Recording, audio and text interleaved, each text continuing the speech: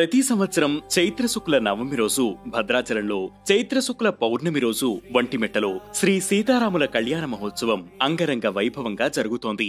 సీతారాముల కళ్యాణముతో తమురారండి, సీతారాముల కళ్యాణముతో తమురారండి.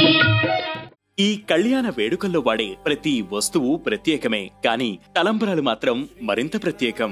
రాములవారి కళ్యాణంలో ఉపయోగించే తలంబ్రాలను ప్రత్యేకంగా పండిస్తారు.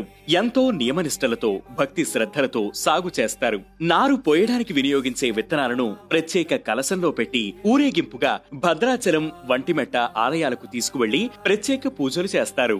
ఎంపిక చేసిన పొలంలో కొందరు భక్తులు ఆంజనేయుడు, జాంబవంతుడు, సుగ్రీవుడు, అంగదుడు వంటి వానర వీరుల వేషధారణలతో నాగలి పట్టి పొలం దున్నుతారు. తర్వాత పూజించిన విత్తనాలను ఆ పొలంలో నాటుతారు.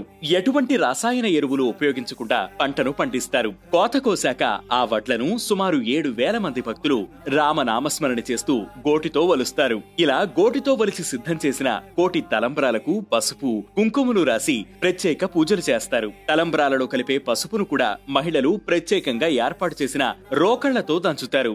ఈ తలంబ్రాలను కలశాల్లో భద్రపరిచి భద్రాచలం, ఒంటిమెట్టకు పంపిస్తారు.